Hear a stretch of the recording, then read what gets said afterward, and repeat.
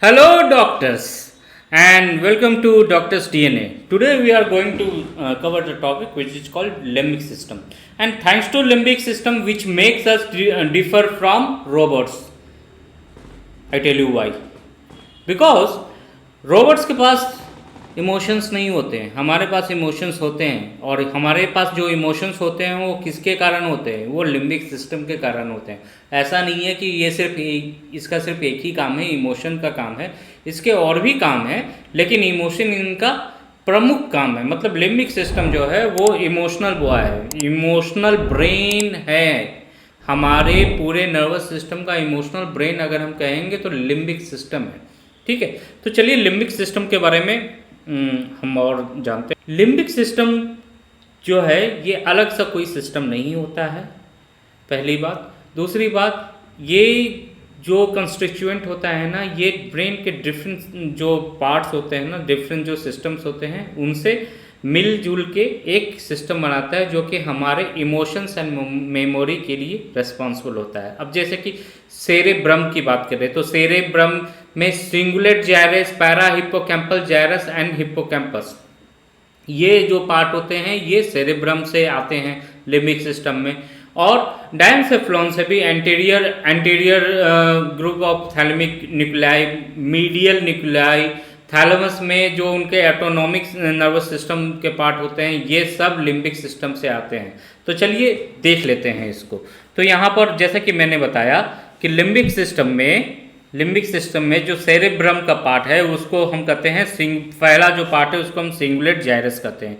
ये जो ग्रीन वाला स्ट्रक्चर देख रहे हो आप, ये वाला स्ट्रक्चर, मैं हाइलाइटर ले लूँ, एक मिनट हाइलाइटर ले लूँ।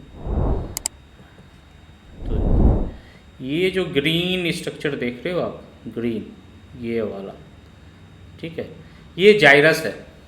ठीक है, जायरस के बारे में आप जानते हो, ये जो ऊपर दिख रहा है ये भी जायरस है, लेकिन ये लिम्बिक सिस्टम का पार्ट नहीं है। तो ये जायरस है, आपको दिखाने के लिए यहाँ पर ये ग्रीन में दिखाया गया है, वैसे कलर तो सबका एक ही होता है। ठीक है, तो ये जायरस, ये है हमारा सिंगुलेट जायरस। ठीक है, अब यही सिंगुलेट जायरस, ये ऊपर में आपको यहाँ पर जो दिख रहा है, एक मिनट, यहाँ पे इसकी तरफ से ये आता हुआ जो दिख रहा है ये है हमारा हिप्पोकैम्पस। ठीक है, लेकिन यही सिंगुलेट जायरस जो ग्रीन वाला है ये अंदर की तरफ गया,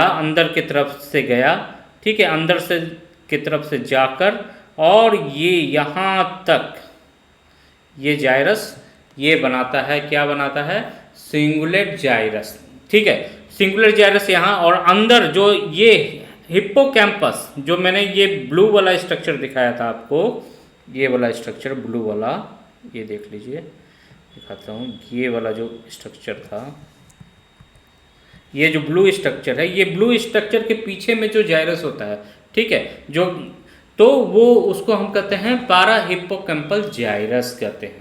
ठीक है, क्योंकि ये हिप्पोकैम्पस के बगल का जायरस होता है, इसलिए हम इसको पारा हिप्पोकैम्पल जायरस कहते हैं। ठीक है, तो ये तो हो गया सेरेब्रम का पार्ट जो कि जो कि लिम्बिक सिस्टम में कंट्रीब्यूट करता है। अब हम डायनसेफ्लॉन के पार्ट को देखते हैं। तो डायनसेफ्लॉन के पार्ट में अगर हम देखेंगे तो सबसे पहले हमें दिखेगा एंटीरियर न्यूक्लियस। ठीक है, एंटीरियर न्यूक्लियस जो कि यहाँ पर आप येलो में देख रहे हैं। इसके बाद मीडियल न्यूक्लियस भी होता है। ठीक है, मीडियल न्यूक्लियस भी होता है जो कि पार्ट होता है, तो ये इस तरफ डायनसेफ्लॉन की इस तरफ में मीडियल न्यूक्लियस होगा। ठीक है, जो कि लिम्बिक सिस्टम का एक पार्ट होता है। ठीक है, अब हाइपोथैलेमस की बात कर ले तो हाइपोथैलेमस का एक पार्ट जिसको हम मैमेलरी बॉडी कहते हैं, आप सब जानते हैं कि ये पेपेज सर्किट बनाता है। ठीक है, ये पेपेज सर्किट हिप्पोकैम्पस से इंफॉर्मेशन आता है, वो फॉर्निक्स के थ्रू मेमोरी बॉडी में जाता है। मेमोरी बॉडी से इंफॉर्मेशन फिर एंटीरियर ग्रुप ऑफ थैलेमिक न्यूक्लियाइस में जाते हैं। एंटीरियर ग्रुप ऑफ थैलेमिक न्यूक्लियाइस से जब वो इंफॉर्मेशन सिंगुलेट जायरस में जाता है, और सिंगुलेट जायरस से ये कंट्रीब्यूट होके इक्टोराइनल कॉर्टेक्स में जाता है और इक्टोरेनल कॉर्टेक्स जो कि एक पारा हिप्पोकैम्पस जाइरस का एक पार्ट होता है, वो फिर इंफॉर्मेशन को वापस हिप्पोकैम्पस में भेजता है और ये एक सर्किट बनाते हैं जिसको हम पैपेज सर्किट कहते हैं। तो ये मैंने आपको पिछले 2-3 वीडियोस में बताया है, ठीक है। तो ये मेमोरी बॉडी जो है ये लिम्बिक सिस्टम का एक पार्ट है। अब दूसरा जो पार्ट है हाइपोथैलेमस का, तो आपको याद होगा, मैं फिगर के माध्यम से दिखाऊं, तो आपको याद होगा कि जब हम हाइपोथैलेमस बता रहे थे तो हाइपोथैलेमस में हमने आपको बताया था कि हाइपोथैलेमस के कुछ न्यूक्लियास होते हैं जो कि ऑटोनॉमिक नर्वस सिस्टम में भी अपने रोल प्ले करते हैं। उस फिगर को शायद आप याद आ जाए, ये फिगर मैंने बना के दिखाया था। तो ये anterior hypothalamus nucleus and posterior hypothalamus nucleus, anterior वाला पैरासिम्पैथेटिक नर्वस सिस्टम से कनेक्टेड है एंड पोस्टीरियर वाला किससे है, सिंपैथेटिक नर्वस सिस्टम से कनेक्टेड है। तो ये दोनों जो न्यूक्लियाइज हैं हाइपोथैलेमस के, वो भी पार्ट होते हैं लिम्बिक सिस्टम के, ठीक है। इसके बाद एक और न्यूक्लियाई है जिसको हम अमिगडाला कहते हैं या अमिगडालॉइड बॉडी कहते हैं, ठीक है। तो ये अमिगडाला जो है यहाँ पर ये है स्थित, इसको अगर हम फिगर से दिखाएं तो ये देखिए, ये जो है ना, ये वाला पार्ट, ये अमिगडालॉइड बॉडी है और ये दो होंगे। क्यों? क्योंकि एक इस वाले लोब में, एक उस वाले, एक लेफ्ट हेमिस्फीयर में, एक राइट हेमिस्फीयर में, तो ये दो लोब होंगे। तो ये हिप्पोकैम्पस, जैसे ये मान लीजिए हिप्पोकैम्पस है, ठीक है, ये हिप्पोकैम्पस, तो हिप्पोकैम्पस ये मान लीजिए आगे से देख रहे हैं इसे, तो ये हिप्पोकैम्पस है और हिप्पोकैम्पस की यहाँ पर इस तरफ, मतलब आप ये बात कर लो कि ये यहाँ पर ये रहा हिप्पोकैम्पस और हिप्पोकैम्पस के पीछे यहाँ पर ये अमिगडालॉइड बॉडी, अमिगडाला होता है। अब अमिगडाला जो होता है ना, ये मेनली हमारे जो इमोशंस होते हैं ना, इसको मेनली लिम्बिक सिस्टम में, पूरे लिम्बिक सिस्टम में ये सेंटर होता है, ईपी सेंटर होता है हमारे इमोशंस का। पेन रिसेप्टर्स, पेन से related emotion, rage, anger, anxiety, इन सब इमोशंस से रिलेटेड अगर कोई सेंटर होता है, ईपी सेंटर होता है, इसको हम अमिगडाला कहते हैं। अमिगडाला के और भी पार्ट्स है, अभी हम पढ़ेंगे, काम है और अभी हम पढ़ेंगे, ठीक है। ये हो गया। इन सब के अलावा दो और चीज़ें होती हैं जो कि लिम्बिक सिस्टम का पार्ट होता है। एक तो होता है हैबोनूला। हैबोनूला कहाँ पाया जाता है? अगर आपको याद हो तो ईपी थैलेमस में मैंने बताया है कि हैबोनूला जो है ना, ये पीछे में, थैलेमस के पीछे में ये लटका हुआ होता है, जिससे कि पिनियल ग्लैंड लटके हुए होते हैं, उसको हैबोनूला कहते हैं। तो हैबोनूला यहाँ पर ये हैबोनूला। तो हैबोनूला में भी लैटरल एंड मीडियल हैबोनूला न्यूक्लियस होते हैं, जिनके अलग अलग काम हैं, वो आगे के स्लाइड्स में हम अभी देखेंगे। अभी के लिए इतना जान लीजिए। अब एक पार्ट और होता है, ठीक है, लिम्बिक सिस्टम में, जिसको हम सेप्टल बॉडीज कहते हैं, सेप्टल न्यूक्लियस कहते हैं, ठीक है। ये सेप्टल न्यूक्लियस कहाँ पे पाया जाता है? तो चलिए इस सेप्टल न्यूक्लियस को देखते हैं। तो ये सेप्टल न्यूक्लियस जो है ना, वो इस रीजन में पाया जाता है, यहाँ इस रीजन में पाया जाता है सेप्टल न्यूक्लियस, और इसके भी कुछ काम होते हैं जो कि आगे के स्लाइड में अभी हम डिटेल्स में देख लेंगे। तो ये मैंने आपको बता दिया, ये लिम्बिक सिस्टम के पार्ट्स होते हैं, इतने सारे न्यूक्लियाइज होते हैं। तो देखिए, जैसा कि मैंने आपको बताया कि सिंगुलर जाइरस बता दिया मैंने, पारा हिप्पोकैम्पस जाइरस जो कि हिप्पोकैम्पस के पीछे के तरफ का जो जेराई होगा उसको पारा हिप्पोकैम्पल जाइरस कहते हैं। हिप्पोकैम्पस आपको बता ही दिया, अमिगडाला बता दिया। हाइपोथैलेमस के दो part, memory body and ANS nucleus. And अब थैलेमस के anterior nucleus and medial dorsal nucleus. Septal area भी आपको बता दिया और हैबोनूला भी आपको बता दिया। चलिए अब हम इन सब के बारे में वन बाय वन करके डिटेल में जानते हैं। तो सिंगुलेट जाइरस की पोजीशन आप जान ही गए हो, ठीक है। अब इसका काम क्या है, तो भैया ये रेगुलेट करता है हमारे बॉडी में emotion, attention and decision making.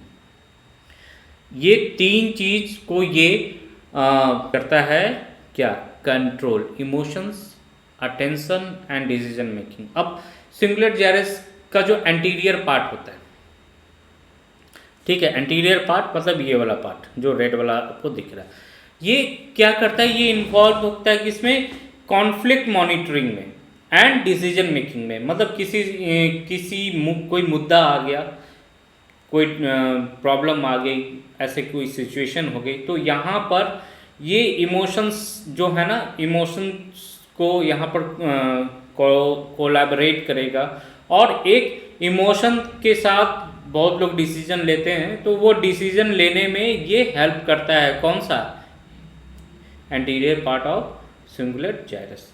अब जो पोस्टीरियर पार्ट है वो भैया क्या करेगा, उसका काम है स्पेशियल ओरिएंटेशन एंड मेमोरी, ठीक है। अब क्या है कि जो भी आदमी इमोशनल होता है ना, तो वो अपने याद करता है, मेरे साथ ऐसा क्या हुआ था, कुछ ऐसा पिछला याद करता है, तो वो मेमोरीज को याद करके उस बेसिस पे ये वो डिसीजन लेता है, ठीक है। तो स्पेशियल ओरिएंटेशन को भी ये कंट्रोल करते हैं। कैसे, अब स्पेशल की वो घर था मेरा, ऐसा घर था, वहाँ पर ऐसी दीवारें रखी हुई थी, यहाँ पर छज्जा था, और ये तो स्पेशियल ओरिएंटेशन को भी ध्यान में रख रहा है मेमोरी में, ठीक है। तो ये सबको, तो पहला वाला जो है भाई, जो आगे का पार्ट है, उसने conflict monitoring and decision making का काम किया, और दूसरा वाला है उसको सपोर्ट किया कि ये भैया मॉनिटरिंग एंड डिसीजन मेकिंग आप अपने पास्ट की मेमोरीज के आधार पे कीजिए। तो इसका काम हो गया, सिंगुलेट जाइरस का इतना काम हो गया। अब आगे बढ़ते हैं हम, ठीक है। अब आते हैं मोस्ट इम्पॉर्टेंट, हिप्पोकैम्पल फॉर्मेशन। देखिए, आमतौर की भाषा में इसको हिप्पोकैम्पस ही कहते हैं, लेकिन जो इसका एक्चुअल टर्म है वो टर्म है हिप्पोकैम्पल फॉर्मेशन, ठीक है। इसकी पोजीशन आपने देख ही ली, ये पैराहिप्पोकैम्पल जाइरस के जस्ट ऊपर में होता है, अमिग्डालाइड बॉडी के भी ऊपर में होगा, उसके ऊपर पार्ट में होगा, ठीक है। अब इसके काम क्या क्या है, तो भैया इसमें जो होता है ना, 3 डिवीजन होता है, मतलब इसके 3 पार्ट्स में हिप्पोकैम्पस को हम डिवाइड कर सकते हैं, ठीक है। तो पहला जो होता है उसको हम कहते हैं हिप्पोकैम्पस प्रॉपर, एंड इसका काम क्या है, ये इसका काम है रिट्राइवल ऑफ मेमोरीज। जो हम कुछ भी याद करते हैं ना, तो याद करने की प्रोसेस, कहते हैं ना, अरे आपको याद होगा, थोड़ा याद कीजिए, तो आप थोड़ा ध्यान से याद करने लगते हैं किसी चीज़ के बारे में। तो ये रिट्राइवल ऑफ मेमोरीज कहाँ से आएगा, हिप्पोकैम्पस प्रॉपर पार्ट से आएगा, ठीक है। दूसरा है डेंटेड जाइरस। डेंटेड जाइरस जो होता है हिप्पोकैम्पस प्रॉपर और पार्ट होता है सबैक्यूलस में, सभी जो कि जहाँ पर एफरेंट न्यूक्लियस है, जहाँ पर जो भी इंफॉर्मेशन है कि वो एफरेंट है, वो सेंसरी है, वो इंफॉर्मेशन आने का जरिया डेंटेड जाइरस में ही है। और यहाँ से कहाँ से ही, और हिप्पोकैम्पस प्रॉपर और सबैक्यूलम जो होता है वो इफरेंट पार्ट होता है हिप्पोकैम्पस का, जहाँ से इंफॉर्मेशन बाहर की तरफ जाएगा, ठीक है। तो डेंटेड जाइरस का काम क्या है, नई मेमोरी को बनाना, ठीक है, शॉर्ट टर्म मेमोरीज को लॉन्ग टर्म में बनाना, नई मेमोरीज को बनाना, ठीक है। ये काम किसका है, डेंटेड जाइरस का। अब सबैक्यूलम के बारे में बात कर लेते हैं। तो इस समय ये क्या काम करता है, ये करता है regulation of emotion and spatial navigation, ठीक है। तो ये इमोशन को रेगुलेट करता है एंड स्पेशियल नेविगेशन, मतलब 3 डायमेंशनल स्पेस में जो हम चीज़ों को ढूंढते हैं और ये समझते हैं, वो इसका काम कहाँ है, सबैक्यूलम में ही है। अब हिप्पोकैम्पस के ये 3 पार्ट होते हैं और तीनों के काम हमने आपको बता दिए। अब बात करते हैं कि किसी का हिप्पोकैम्पस अगर डैमेज हो जाए तो क्या होगा। भैया अल्जाइमर डिजीज, भूलने की बीमारी हो जाएगी, क्योंकि मेमोरी के लिए रिस्पॉन्सिबल कौन होता है, हिप्पोकैम्पस, ठीक है। दूसरी बात है सिजोफ्रेनिया, सिजोफ्रेनिया, एक आदमी में दो पर्सनालिटी, बहुत सारी फिल्में बनी हैं इस पे, तो सिजोफ्रेनिक आदमी हो जाएगा। डिप्रेशन में भी जा सकता है, क्योंकि मेमोरीज़ का अब कनेक्शन यहाँ है, तो कोई ऐसी मेमोरी उसको याद नहीं आ रही, वो डिप्रेशन में चला जाएगा, या कुछ ऐसी मेमोरी याद आ गई जो उसको डिप्रेस कर दे, वो सेल्स ज़्यादा एक्टिवेट हो गया, इसलिए हिप्पोकैम्पस अगर डिसऑर्डर में आ जाए तो ये सब बीमारियां हो सकती हैं। हाँ, एक इम्पॉर्टेंट पार्ट जो कि बहुत ही इम्पॉर्टेंट है, हिप्पोकैम्पस ही एक ऐसा पार्ट है पूरे ब्रेन का जहाँ जो कि माइटोसिस के लिए कैपेबल है, यानी कि आप अपनी मेमोरीज को बढ़ा सकते हैं अगर आप रेगुलर कुछ एक्सरसाइजेस करें, अच्छे तरीके से बैलेंस डाइट लें, ठीक है, और प्राणायाम वगैरह करें, so that may stimulate some cells of hippocampus for division, and यहाँ पर माइटोसिस पॉसिबल है। चलिए अब पारा हिप्पोकैम्पल जायरस के बारे में पढ़ते हैं। तो इसका पोजीशन तो आप समझ ही गए, पैरा हिप्पोकैम्पल जायरस जो है वो हिप्पोकैम्पस के नीचे पीछे के तरफ का जायरस जो होगा वो पैरा हिप्पोकैम्पल जायरस होगा, ठीक है। इसके क्या क्या पार्ट हैं, तो इसके जो पार्ट है, पहला पार्ट जो है इंटोराइनल कॉर्टेक्स। इंटोराइनल कॉर्टेक्स जो है वो हिप्पोकैम्पस के जस्ट बगल में होता है, ठीक है। ये इन्वॉल्व किस में होते हैं, ये स्पेशियल एंड कॉन्टेक्चुअल इंफॉर्मेशन में के प्रोसेसिंग में इन्वॉल्व होते हैं, ठीक है। And spatial and contextual information का मतलब है किसी कॉन्टेक्स्ट में आप बोल रहे हो, जैसे कि आप प्रधानमंत्री के बारे में बोल रहे हो, तो प्रधानमंत्री के विदेश दौरे के कॉन्टेक्स्ट में बोल रहे हो, तो आप मेमोरी कहाँ से, ये मेमोरी का कलेक्शन कहाँ से होगा, ये इंटोराइनल कॉर्टेक्स से हो।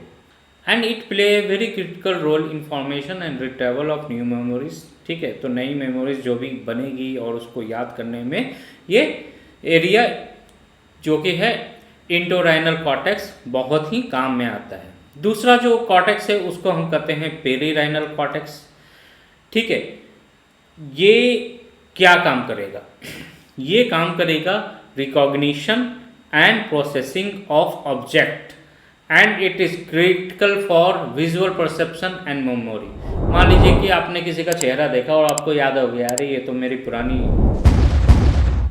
समझ रहे हो ना, ठीक है, तो ये तो मेरी पुरानी जान पहचान की है, अरे तो आप उसको देखकर पहचाने और उसके साथ जो भी आपने समय बिताया वो मेमोरीज आपके दिमाग में आ गई, तो ये काम कौन करेगा, ये करेगा आपका पेरीराइनल कॉर्टेक्स।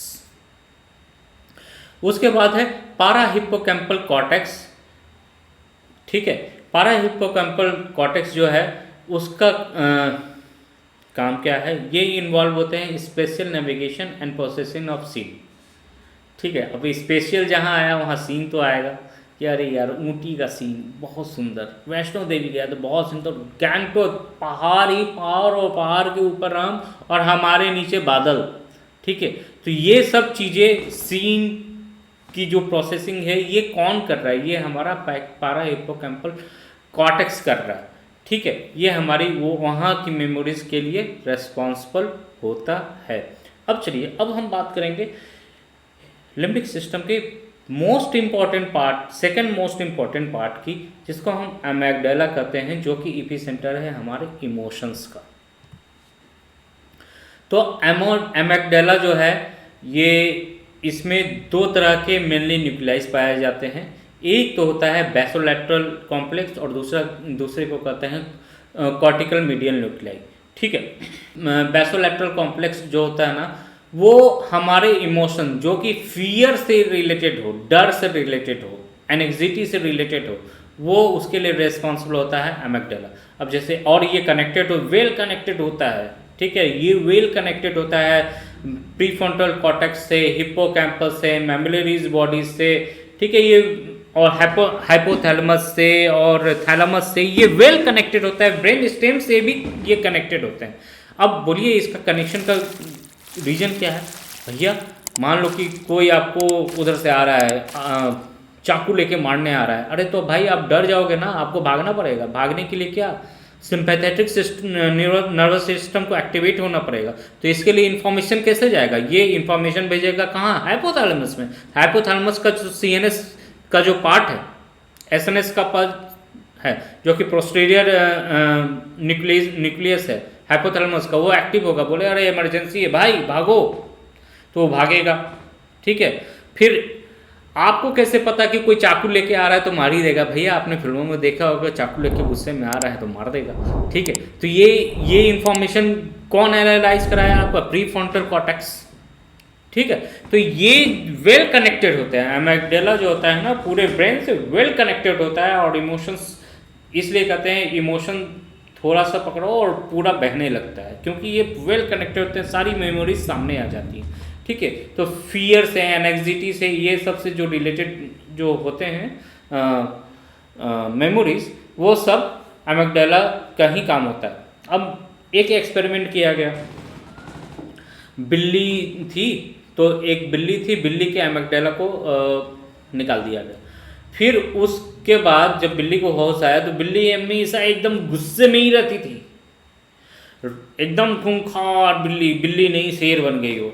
ठीक, तो ये इनके फियर, एनेक्सिटी वगैरह को कंट्रोल करते हैं कौन, एमिगडाला बॉडी का काम होता है। ठीक है, ये इसके बेसोलेटरल कॉम्प्लेक्स का काम होता है। और जो कॉर्टिकल मीडियल न्यूक्लियाई होता है ना, कोई भी इमोशन जो कि अल्फैक्शन से रिलेटेड हो, सुगंध से रिलेटेड कोई भी इमोशन हो, ठीक है, जैसे कि हलवे की खुशबू आई, मम्मी की याद आ गई, मम्मी बनाती थी ऐसा हलवा, वाह। ठीक है, घर पे शहर में रह रहे हैं, मिट्टी के ऊपर पानी फिर गया और सुगंध आने लगी, मिट्टी की सोनी सोनी सुगंध आने लगी, गांव की याद आ गई। तो ये सारे सिस्टम को कंट्रोल कौन करेगा, कॉर्टिकल मीडियल न्यूक्लियाई एमिगडाला का। ठीक है, तो ये इमोशंस को कंट्रोल करते हैं एमिगडाला, इमोशंस से रिलेटेड जो भी मेमोरी होती है उसको कंट्रोल करते हैं। ठीक है, फियर में भी एमिगडाला का ही हाथ होता है।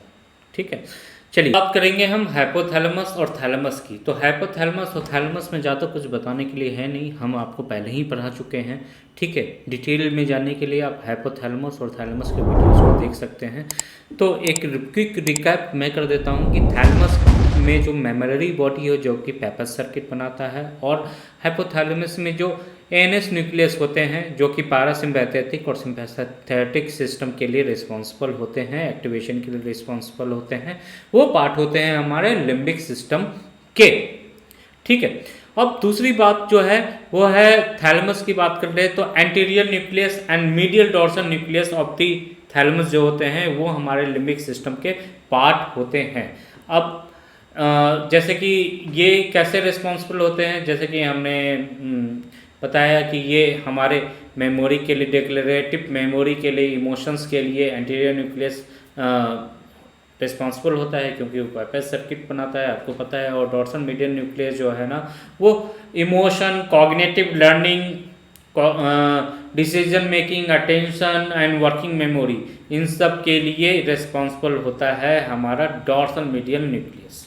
ठीक है, अब हम बात करेंगे किसकी, अब हम बात करेंगे एक ऐसे पार्ट की जिसके बारे में कभी नाम भी नहीं सुना होगा और कभी पढ़ा भी नहीं होगा, जिसको हम सेप्टल एरिया कहते हैं।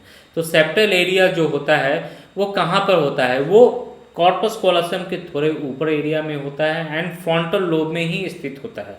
ठीक है, फ्रंटल लोब में थोड़े अंदर के साइड में स्थित होता है सेप्टल एरिया। ये बहुत ही इंपॉर्टेंट एरिया है। ठीक है, इसके अगर हम इसको डिवाइड करें तो इसको हम 4 पार्ट में डिवाइड कर सकते हैं। तो पहला जो है उसको कहते हैं medial septum. Medial septum area जो होता है उसमें कॉलिनर्जिक न्यूरॉन्स पाए जाते हैं जो कि कहाँ पर कनेक्ट करते हैं अपने आप को, हिप्पोकैम्पस में कनेक्ट करते हैं।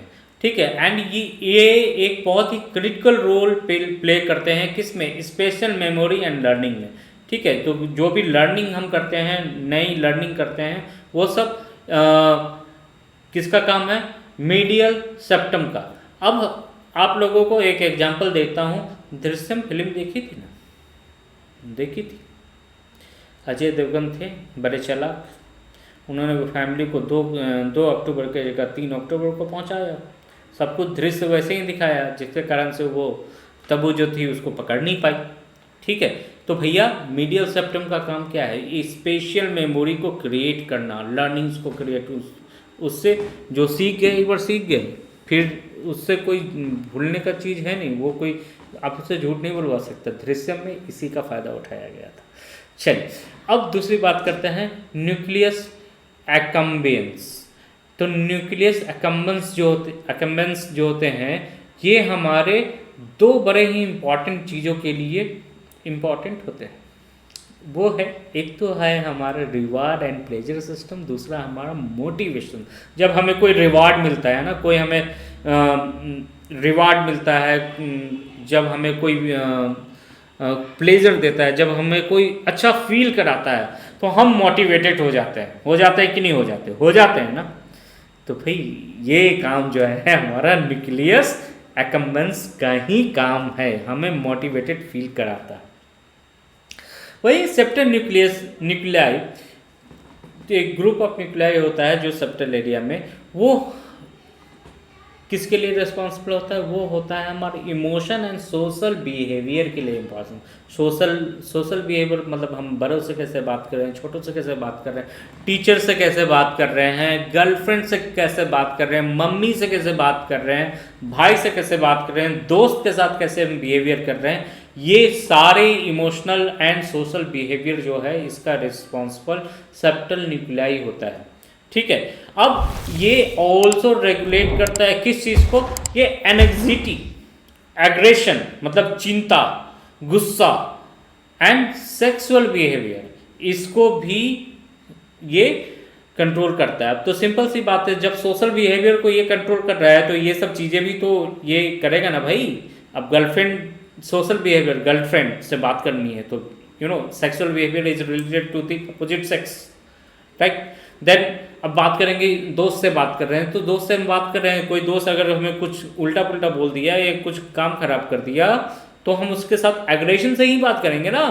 एंग्जाइटी हो जाएगी, हमें चिंता हो जाएगी। अगर कोई दोस्त बीमार पड़ गया, मम्मी की तबीयत ठीक नहीं है तो हम चिंतित हो जाएंगे। तो ये सब इमोशंस सेप्टल न्यूक्लियाई ही कंट्रोल करता है। अब एक लास्ट जो न्यूक्लियाई है उसको हम कहते हैं डायगोनल बैंड ऑफ ब्रोका। ये इंपॉर्टेंट किसके लिए है? क्योंकि ये याद कीजिए, ये फ्रंटल लोब का पार्ट है, ब्रोका एरिया भी फ्रंटल लोब में होता है, तो ये कनेक्टेड होते हैं। ठीक है, और ये किसके लिए? ये हमारे लर्निंग एंड मेमोरी के लिए रिस्पॉन्सिबल होते हैं। ठीक है, ये हमारे कंसंट्रेशन के लिए रिस्पॉन्सिबल होता है, अटेंशन के लिए रिस्पॉन्सिबल। जैसे मैं ये लेक्चर दे रहा हूँ, आप कंसंट्रेटेड होकर ये इस लेक्चर को सुन रहे हो, तो ये अगर आप ध्यान से सुनोगे तो ये लेक्चर आपको आपकी लॉन्ग टर्म मेमोरी में चली जाएगी। बार बार आप रिपीटिव ध्यान से सुनोगे, ये लॉन्ग टर्म मेमोरी में चल जाएगी, तो आपको याद हो जाएगा। इसलिए कहते हैं कि क्लास में खूब बहुत, ये कहते हैं ना, क्लास में ध्यान से अटेंशन होकर अगर किसी ने प्रोफेसर के लेक्चर्स को सुन भी लिया तो पास तो वो हो ही जाएगा, क्योंकि भाई वो मेमोरी में चला जाता है। ठीक है, अगर आप ध्यान से पढ़ते हो तो ये कौन रिस्पॉन्सिबल है इसके लिए? Diagonal band of Broca. ठीक है, अब चलिए, अब हम बात करते हैं हैवनुला की। तो हैवनुला के बारे में ज़्यादा कुछ मुझे नहीं बताना है, क्योंकि एपिथैलेमस में मैं ऑलरेडी बता चुका हूँ। ठीक है, हैवनुला जो है तो उसके 2 न्यूक्लियाइज होते हैं, एक होता है मीडियल हैवनुला, दूसरा होता है लैटरल हैवनुला।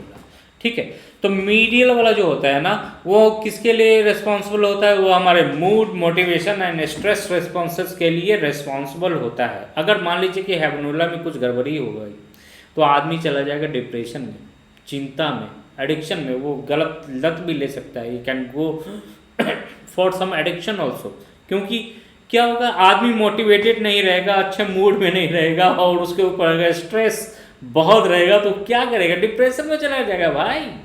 तो ये मीडियल हैवनुला का काम होता है। वहीं लैटरल हैवनुला की बात कर ले तो लैटरल हैवनुला कंट्रोल करता है डोपामीन के रिलीज को। कहाँ पर रिलीज होता है डोपामीन?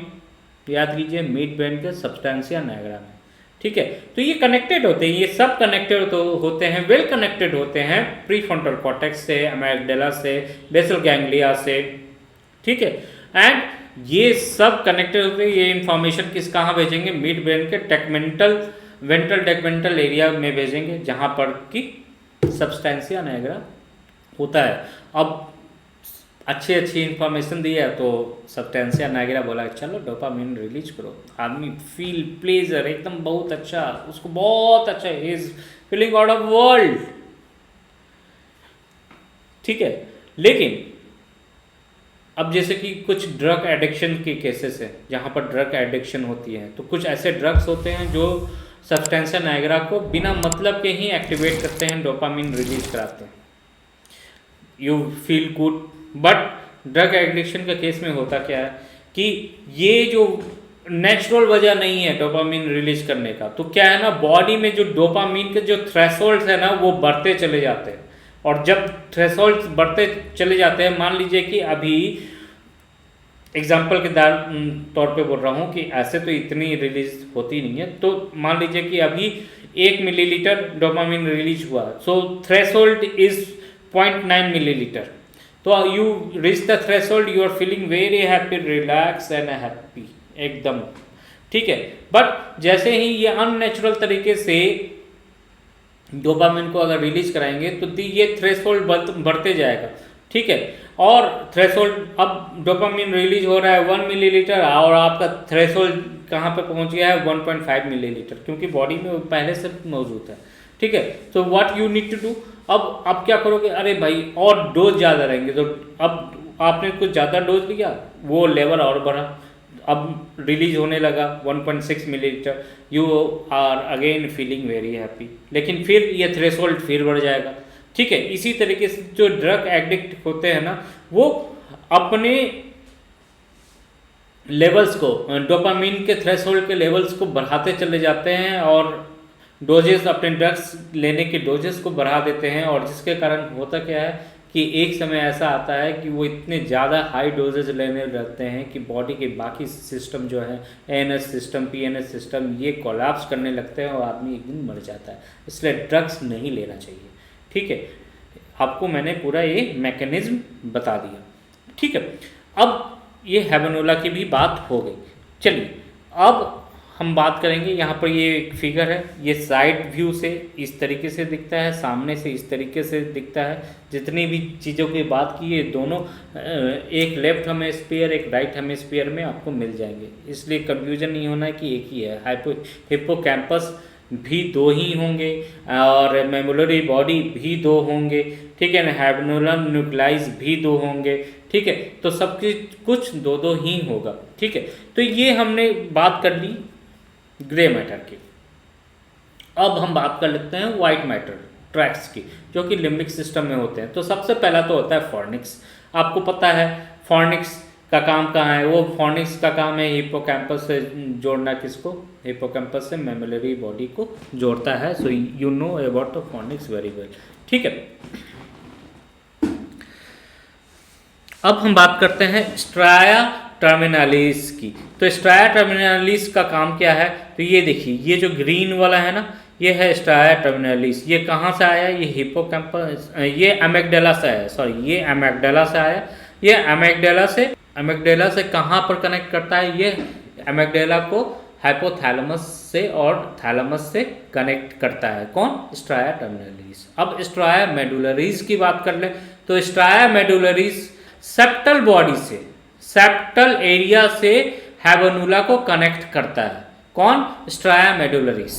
तो स्ट्राया मेडुलरिस की बात कर लें तो ये क्या किया, सेप्टल एरिया से कनेक्ट किया हैवनुला, सेप्टल एरिया से हैवनुला को कनेक्ट किया, ये स्ट्राया मेडुलरिस का काम हो गया। अब मीडियल फोरब्रेन बंडल, इसका काम क्या है, वो हाइपोथैलेमस से किसको कनेक्ट करेगा, सेप्टल एरिया को कनेक्ट करता है। मैमिलोथैलेमिक ट्रैक बहुत ही आसान है। मैमलरी बॉडी और थैलेमिक मतलब thalamus, anterior part of the thalamus से कनेक्ट करता है, इस part of Pepys circuit also, ठीक है। तो ये मैमलरी बॉडी से हाइपोथैलेमस को डायरेक्ट कनेक्ट करता है, जिसको हम मैमिलोथैलेमिक ट्रैक कहते हैं। ठीक है। अब चलिए ये इस फिगर में हम अगर रिवीजन कर ले, अभी जो भी कुछ हमने पढ़ा है उसका अगर हम रिवीजन कर ले तो यहाँ पर ये देख लीजिए, ये वो हो गया हमारा सिंगुलेट जायरस, ठीक है। और ये मेमोलोथैलेमिक ट्रैक्ट जो कि अभी मैंने बताया कि ये यहाँ से ये एंटीरियर पार्ट ऑफ थैलेमस को कंट्रोल कर रहा है। कॉर्पस कोलोसम, ये है हमारा कॉर्पस कोलोसम, ठीक है। और इसी के ऊपर है सिंगुलेट जायरस, ठीक है। एंटीरियर कमीशर का काम आपको मालूम है, वो वाइट बंडल एक्सोन्स होते हैं। सेप्टल न्यूक्लियस, सेप्टल न्यूक्लियस का ये एरिया है सेप्टल न्यूक्लियस का, ठीक है, जो कि डायरेक्टली जुड़ा हुआ होता है ऑल्फैक्टरी बल्ब से। और यहाँ पर सेप्टल न्यूक्लियस से अगर हम हैबोनुला को जोड़े तो सेप्टल न्यूक्लियस से हैबोनुला को जोड़ता है स्ट्राया मेडुलरीज। देखिए ये जो स्ट्राया मेडुलरीज है ये हैबोनुला से स्ट्राया मेडुलरीज जो है ना ये सेप्टल एरिया अंदर आके ये सेप्टल एरिया को जोड़ देगा, ठीक है। अब बात करेंगे स्ट्राया टर्मिनलिस, तो भाई एमिग्डाला याद आया, एमिग्डाला से ये देखिए ये एमिग्डाला से, ठीक है, ये एमिग्डाला को ले गया और ये जाके हाइपोथैलेमस से एमिग्डाला को जोड़ दिया, ठीक है। फिर अब बात करते हैं हिप्पोकैम्पस की, तो ये हिप्पोकैम्पस का पार्ट है, ठीक है।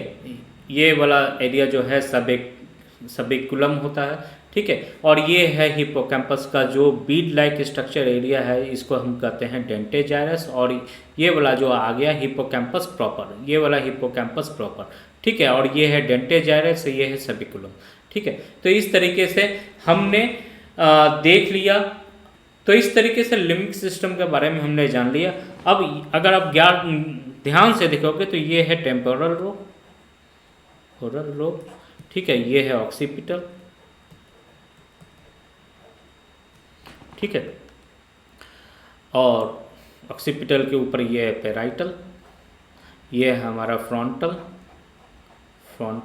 और ये है हमारा प्री फ्रंटल कॉर्टेक्स, ठीक है। तो इस तरीके से ये डिफरेंट लोब्स के पोजीशंस को हम जान लिए, इनके रोल्स को भी जान लिए और एमिग्डाला वगैरह सब कुछ जान के, तो यहाँ पर हमारा लिम्बिक सिस्टम जो है वो ख़त्म हो जाता है, ठीक है। तो अब मोटा मोटी अगर हम बात कर लें तो लिम्बिक सिस्टम का काम क्या है, ठीक है। तो नीट के लिहाज से ये जान लीजिए कि लिम्बिक सिस्टम जो है हमारे इमोशंस के लिए रिस्पॉन्सिबल होता है, हमारे पेन एंड प्लेजर के लिए रिस्पॉन्सिबल होता है, हमारे लव एंड अफेक्शन के लिए रिस्पॉन्सिबल होता है, मार और धुतकार के लिए रिस्पॉन्सिबल होता है, हमारे एंगर के लिए रिस्पॉन्सिबल होता है, हमारे चिंता के लिए रिस्पॉन्सिबल होता है, और जो भी स्मेल, जिस स्मेल से सुन के हमें कुछ याद आ जाए, ठीक है, उसके लिए भी रिस्पॉन्सिबल होता है, ठीक है।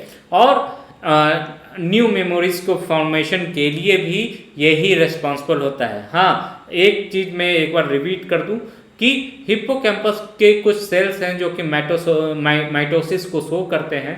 ये एक नई लर्निंग है जो फाइंड आउट है, जो अभी साइंटिस्ट ने की है, ठीक है। तो हम यहाँ पर यहाँ पर हम लिम्बिक सिस्टम के बारे में जान गए हैं। अब नेक्स्ट जो वीडियो होगी वो होगी ब्रेन वेव्स के बारे में। छोटा सा टॉपिक है, ब्रेन वेव्स याद कीजिए, टेलीपैथी अगर आपको याद आएगी तो ब्रेन वेव्स का ही रोल होता है टेलीपैथी में, तो उसको हम पढ़ेंगे नेक्स्ट वीडियो में। Till then bye.